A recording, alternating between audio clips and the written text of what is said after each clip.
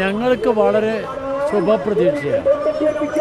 ഞങ്ങൾക്കൊന്നും സംശയിക്കേണ്ട കാര്യമില്ല. ഞങ്ങളുടെ പൊളിറ്റിക്കൽ വോട്ട് നമ്മുടെ കയ്യിലുണ്ട്. ആ വോട്ടിൽ നമുക്ക് ഉറപ്പാണ്. പിന്നെ വരുന്ന വോട്ടൊക്കെ പ്ലസ്സാണ്. ഈ ഒരു തെരഞ്ഞെടുപ്പിൽ തിരുവനന്തപുരം ലോക്സഭാ മണ്ഡലത്തെക്കുറിച്ചുള്ള സാറിൻ്റെ വികസന സ്വപ്നങ്ങൾ? എൻ്റെ സ്വപ്നങ്ങളാണ്. ഞാനിവിടുത്തെ ആളല്ലേ, പിന്നെ സ്വപ്നം കാണണ്ടേ? വികസന സ്വപ്നങ്ങൾ വികസനത്തിന് ഈ തിരുവനന്തപുരത്തിന് വികസന സ്വപ്നം എന്ന് പറയുന്ന സ്വപ്നമല്ല.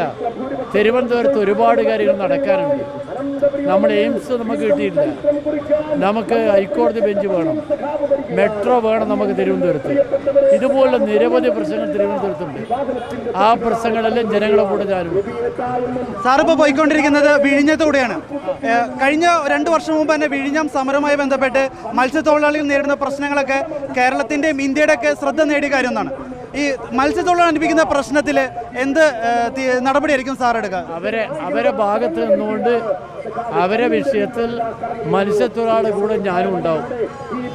ഞാൻ മുതലാളിൻ്റെ കൂടെ നിൽക്കില്ല എന്ന് പറഞ്ഞാൽ ഇവിടുത്തെ പ്രശ്നത്തിനൊരു ഭാഗത്ത് നമ്മുടെ സാക്ഷാൽ അദാനിയാണല്ലോ. മുതലാളിൻ്റെ ഭാഗത്ത് ഞാൻ നിൽക്കില്ല. ഞാനെപ്പോഴും മത്സ്യത്തൊഴിലാളിയുടെ ഭാഗത്തായിരിക്കും. നേരത്തെ വിഴിഞ്ഞം പദ്ധതി വരുമ്പം ഞാൻ പാർലമെൻറ്റ് മെമ്പറായിരുന്നു. അന്ന് മുതൽ ഞാൻ അവരെ കൂടിയുള്ളതാണ്. എന്നും അവരെ കൂടി ഉണ്ടാവും. സാറേ, മറ്റൊരു വിഷയം ഇപ്പോൾ കഴിഞ്ഞ ദിവസം വന്നതാണ്. വിഴിഞ്ഞം തിരുവനന്തപുരം ലത്തീൻ അതിരൂപതയുടെ വൈദികർക്ക് നേരെ കേസെടുത്തതിൻ്റെ പേരിൽ FCR കട്ട് ചെയ്തു. അവരുടെ 4 ബാങ്ക് അക്കൗണ്ടുകൾ മരവിപ്പിച്ചിരിക്കുന്ന രീതിയിലുള്ള ഒരു പ്രതിഷേധം തിരുവനന്തപുരം ലത്തീൻ അതിരൂപതയുടെ നേതൃത്വത്തിൽ ഭാഗത്തുനിന്നുണ്ടായിട്ടുണ്ട്. ഈ ഒരു വിഷയം എങ്ങനെ സാർ നോക്കിക്കാണുന്നു? അല്ല, നമ്മളെ കേസിൻ്റെ കാര്യത്തിൽ നമ്മൾ സംസാരിച്ചിരുന്നു, സർക്കാരുമായി സംസാരിച്ചിരുന്നു. 157 കേസുകൾ വിഡ്രോ ചെയ്ത് ബാക്കിയുള്ള കേസുകൾ അനുഭാവപൂർവ്വം നമ്മൾ തമ്മിൽ സംസാരിച്ച് പരിഹരിച്ചിരുന്നു. അതിൽ വേറെ പ്രശ്നമില്ല. ഈ ഒരു തെരഞ്ഞെടുപ്പ് അഖിലേന്ത്യാ തലത്തിൽ വളരെ പ്രാധാന്യം അറിയിക്കുന്നതാണ്. ഇപ്പോൾ ന്യൂനപക്ഷങ്ങൾ വളരെയധികം കഷ്ടത അനുഭവിക്കുക അല്ലെങ്കിൽ ഒരു ഭയത്തോടെ കാണുന്ന ഒരു അവസ്ഥയാണ്. സാറ് ഇന്ത്യയുടെ പാർലമെൻറ്റിലേക്ക് എത്തുമ്പോൾ ന്യൂനപക്ഷ ക്ഷേമങ്ങൾക്ക് വേണ്ടി ചെയ്യുന്നത് എന്താ? അത് നമ്മളാ നിലപാടല്ലേ. നമ്മൾ ന്യൂനപക്ഷങ്ങളുടെ കൂടെ തന്നെയാണ്. മതന്യൂനപക്ഷങ്ങൾക്കെതിരായിട്ടാണ് നമ്മുടെ രാജ്യത്തിൻ്റെ പ്രധാനമന്ത്രി മോഡി ഇപ്പോൾ സംസാരിച്ചത്. മുസൽമാന്മാർ ഈ രാജ്യത്തുള്ള ആളുകളല്ലേ, ക്രിസ്ത്യാനികൾ ഈ രാജ്യത്തുള്ള ആളുകളല്ലേ. മതന്യൂനപക്ഷങ്ങൾക്ക് ഈ രാജ്യത്ത് ഒരു 2ാം ഗ്രേഡ് എന്ന് പറയുന്നത് അത് എവിടെയാണ് പറഞ്ഞിരിക്കുന്നത്? അദ്ദേഹം RSSൻ്റെ ശബ്ദത്തിലാണ് സംസാരിക്കുന്നത്. ആര്? നമ്മളെ പ്രധാനമന്ത്രി RSSകാരനെ സംസാരിക്കുക. RSSന് 1925 RSS പറഞ്ഞത് 100 വർഷം പൂർത്തീകരിക്കുക. അപ്പോൾ ഹിന്ദു രാജ്യമാക്കണം. അതിനു വേണ്ടിയുള്ള പണിയാണ് അവർ നടത്തിക്കൊണ്ടിരിക്കുന്നത്.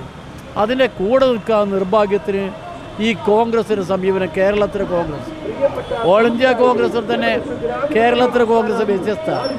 കേരളത്തിലെ കോൺഗ്രസ് എന്താ വേണ്ടതെന്ന് പറഞ്ഞാൽ 5 വർഷം കൂടെ മുമ്പ് ഭരണം വേണം.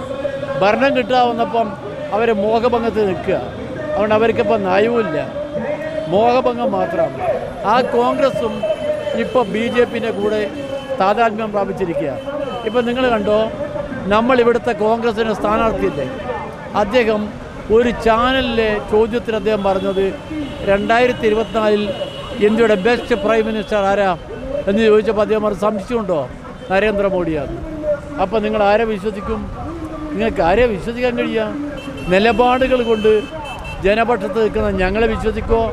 അല്ല, കള്ളത്തരം കൊണ്ട് മാത്രം ജനങ്ങളെ കബളിപ്പിക്കുന്ന അവരെ വിശ്വസിക്കുമോ? തീരുമാനിച്ചാൽ മതി. നമ്മൾ വെറുതെ പറയില്ല. ഈ 2 സ്ഥാനാർത്ഥികൾ ആരെ ജയിപ്പിച്ചാലും മോഡിക്ക് സന്തോഷമായിരിക്കും. 2 മോഡി ശിഷ്യന്മാരാണ്. അതുകൊണ്ട് ഒരു കുഴപ്പവും ഉണ്ടാവില്ല. നമുക്ക് ഇവിടെ വേണ്ടത് മാനമായി മനുഷ്യനെ ജീവിക്കണം. അത് മനുഷ്യൻ്റെ അവകാശമാണ്. ഇന്ത്യയിൽ 140 കോടി ജനങ്ങളുണ്ട്. അവർക്ക് ഓരോരുത്തർക്കും ഇവിടെ അസ്തിത്വമുണ്ട്. 140 കോടി ജനങ്ങൾക്കും ഇന്ത്യയിൽ തുല്യ അവകാശമാണ്. ഹിന്ദുവിന് പ്രത്യേക അവകാശം, മുസൽമാന് വേറെ അവകാശം, ക്രിസ്ത്യാനിക്ക് വേറെ അവകാശം. ഇവിടെ പറഞ്ഞ് നമ്മുടെ ഭരണഘടനയിൽ പറയുന്നത് ഇന്ത്യ ഒരു സെക്കുലർ സ്റ്റേറ്റ് എന്നാണ്. എന്നാൽ ഇന്ത്യ ഭരിക്കുന്നവരെന്താ? പാർലമെൻറ്റിൽ ഭേദഗതി കൊണ്ടുവരുന്നത് എങ്ങനെയാണ്? പാർലമെൻറ്റ് മെമ്പർമാരെ സസ്പെൻഡ് ചെയ്യുക, എന്നിട്ട് ഭൂരിപക്ഷം ഉണ്ടാക്കുക, എന്നിട്ട് ഭേദഗതി കൊണ്ടുവരിക. ഇത് എവിടെ പറഞ്ഞ് ജനാധിപത്യം? സൂറത്തിൽ ഇപ്പം ഇലക്ഷൻ കമ്മീഷൻ ചെയ്തിരിക്കുന്ന കണ്ടോ നിങ്ങൾ? ഒരു ഇലക്ഷൻ കമ്മീഷൻ ഒരാൾ BJPക്കാരെ ജയിപ്പിച്ചിരിക്കുന്നു. എന്തൊക്കെ നടക്കുന്നു ഇവിടെ?